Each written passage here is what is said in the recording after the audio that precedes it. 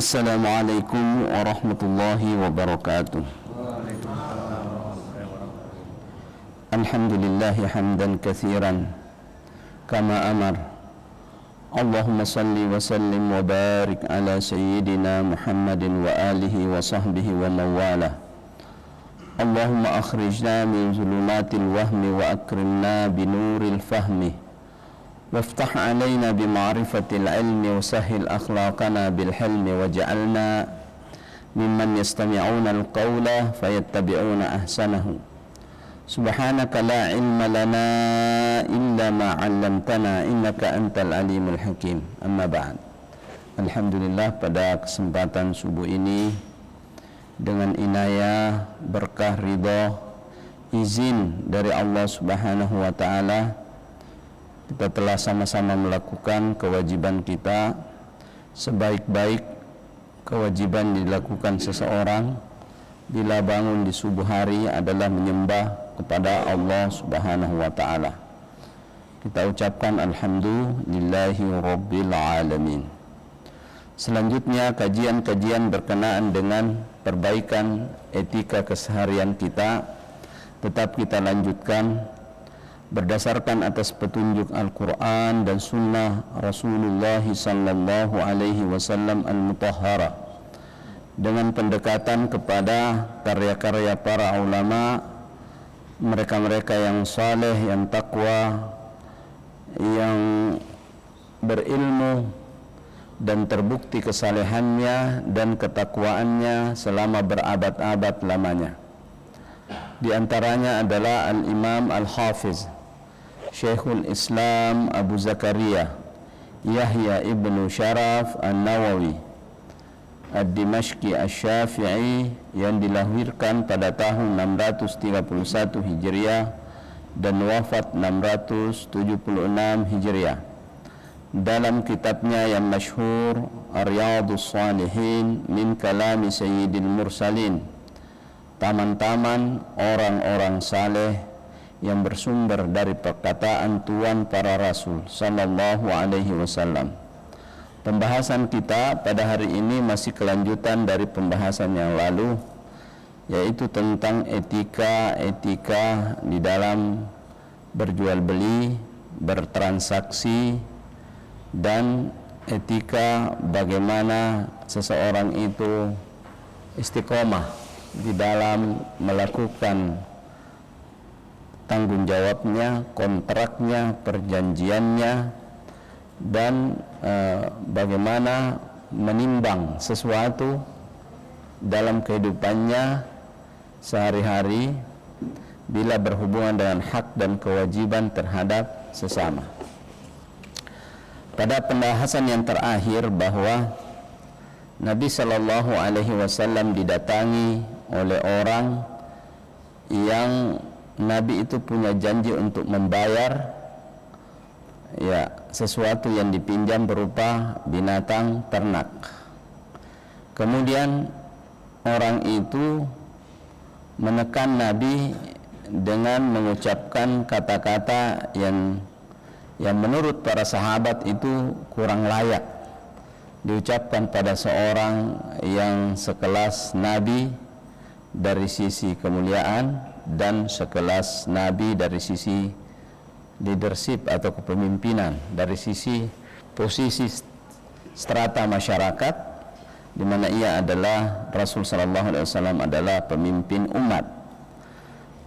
Tetapi Nabi sallallahu alaihi wasallam mengatakan, da'uhu fa inna li sahibil haqqi maqal.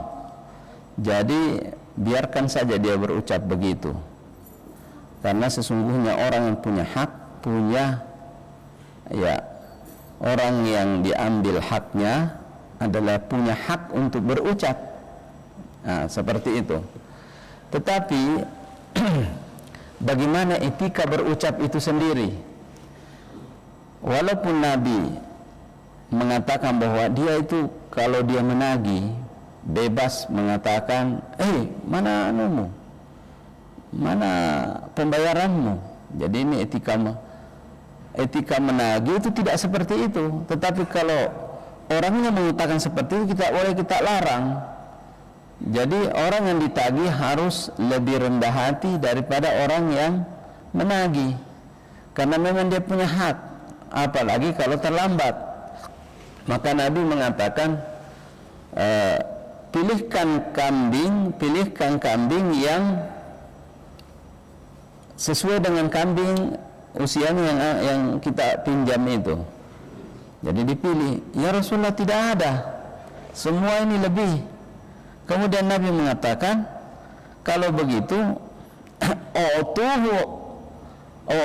beri saja yang ada. Fa inna khairakum ahsanukum qada'an, muttafaqun alaihi. Hadis riwayat Bukhari Muslim ini. Kalau begitu, pilihkan sesuatu yang lebih baik, dan sebaik-baik orang membayar adalah melebihkan. Nah, seperti itu. Jadi ada beberapa hal yang perlu kita cermati, adalah di satu sisi diberi ruang untuk berucap, tapi jangan terlalu keras ya. Berucap agak keras sedikit, maka yang ditagih itu tidak boleh lebih tinggi suaranya karena dia yang ditagih ya. Tetapi etikanya itu tidak seperti itu.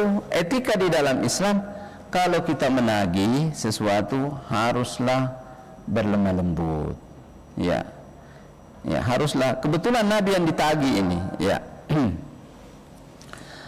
Dalam salah satu hadis, Nabi sallallahu alaihi wasallam bersabda, rahimallahu rajulan samhan idza ba'a wa idza ishtara wa idza qada. Allah memberi rahmat kepada seseorang apabila dia berjual beli, dia memudahkan. Apabila dia menjual, dia memudahkan. Apabila dia membeli, dia memudahkan. Apabila dia bertransaksi atau mencari haknya, dia membuka hatinya. Jadi hendaknya seseorang itu menurut etika Islam itu falyatlubuhu fi afaf, hendaklah seseorang itu meminta haknya dengan penuh kelembutan ya.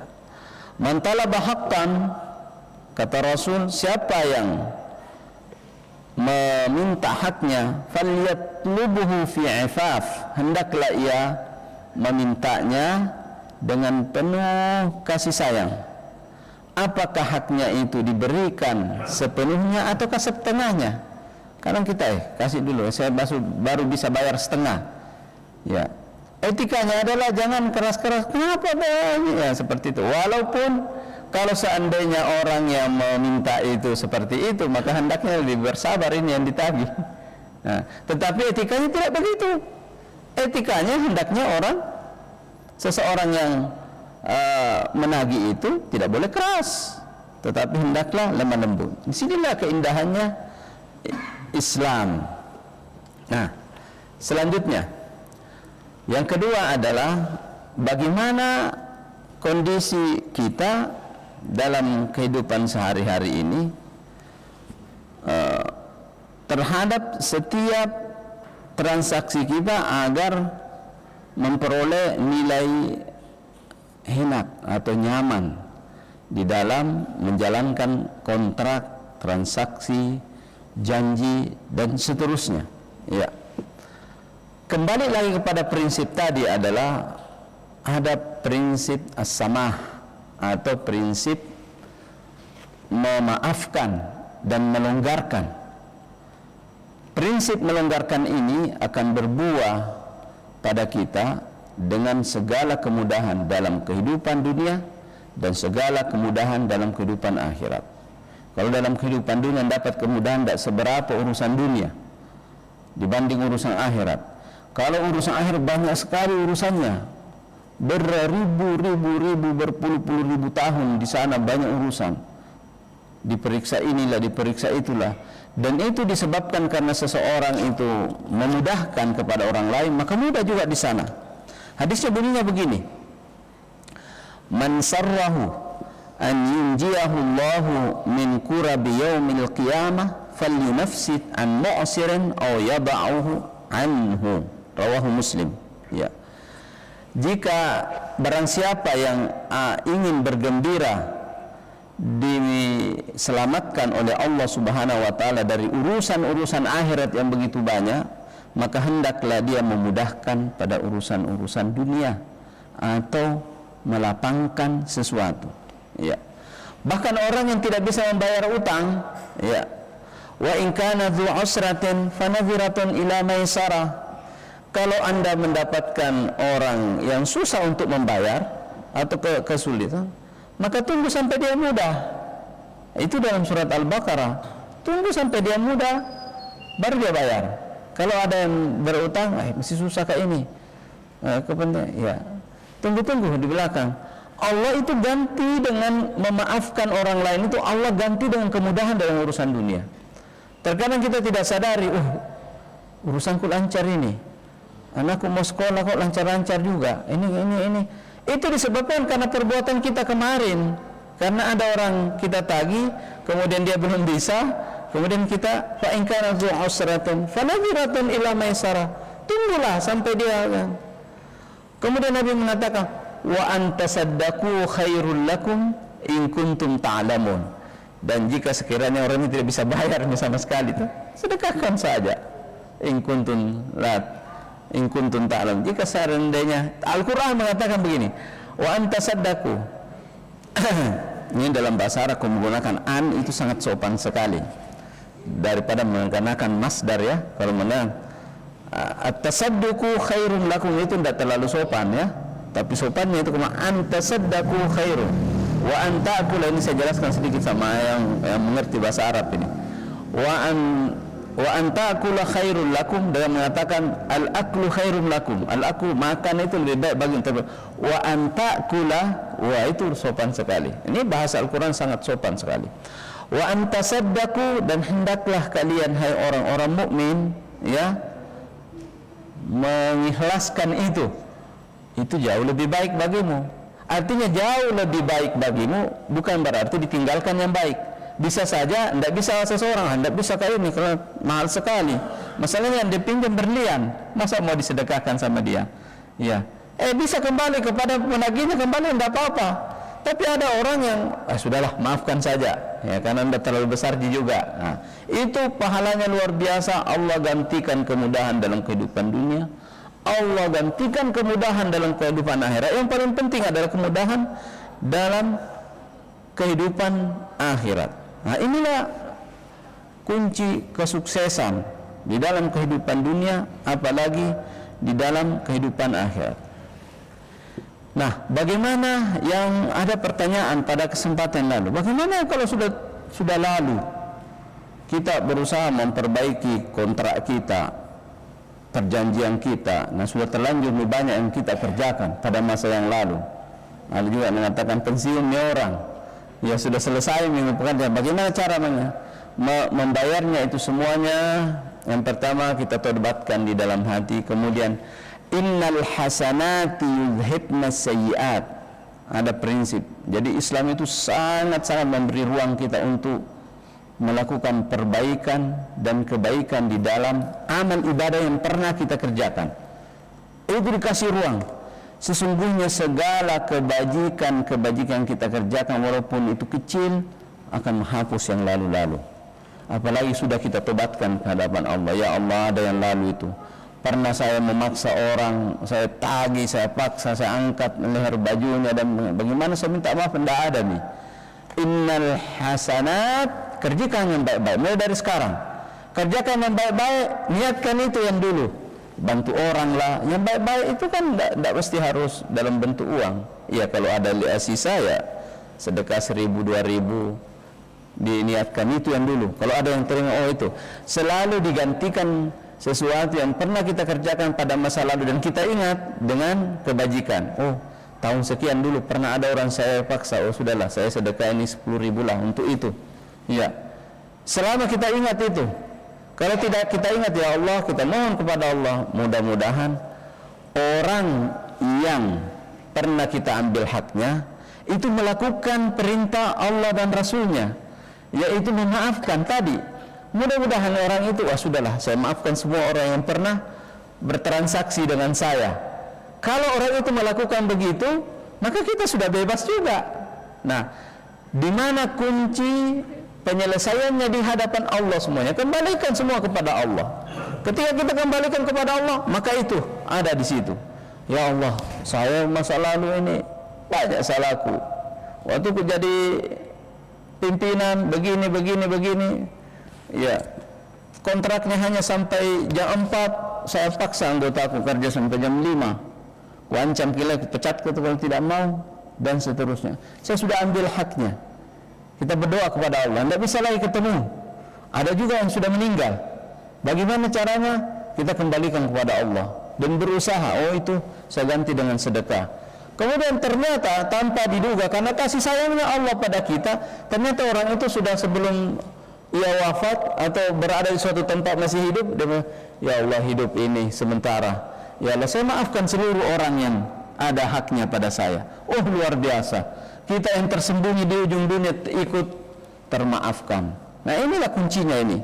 Jadi, dan Allah janji, siapa yang Nabi bersabda begini, man naffasa an mu'minin kurbatan min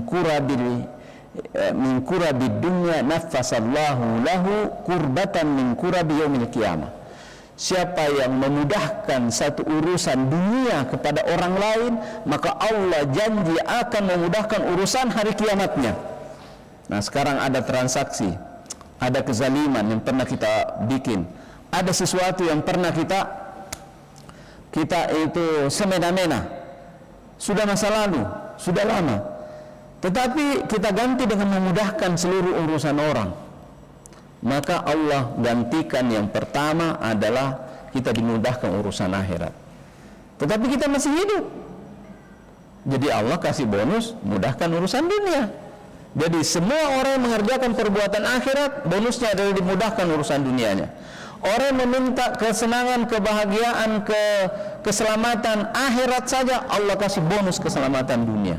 Itu satu paket. Ya, itu satu paket. Tetapi sebaliknya tidak begitu. Kalau hanya orang berdoa meminta untuk keselamatan dunia saja, akhirnya tidak dijamin. Ya, jadi ada satu cerita dalam kitab-kitab sufi.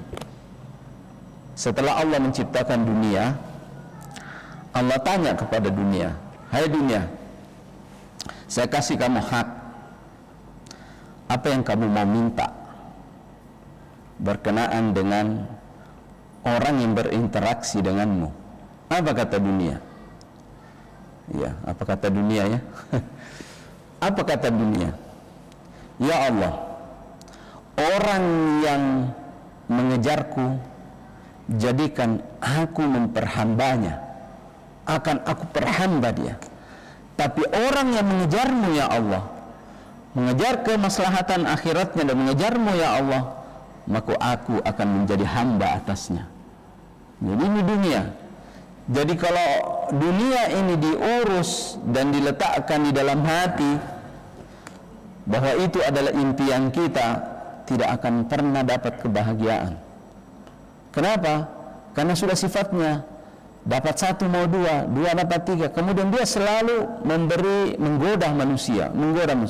Tetapi kalau itu diletakkan untuk kepentingan, sekedar kita ambil untuk kepentingan menghambakan diri kepada Allah, dia yang akan datang menghambakan dirinya kepada kita. Inilah makna semuanya.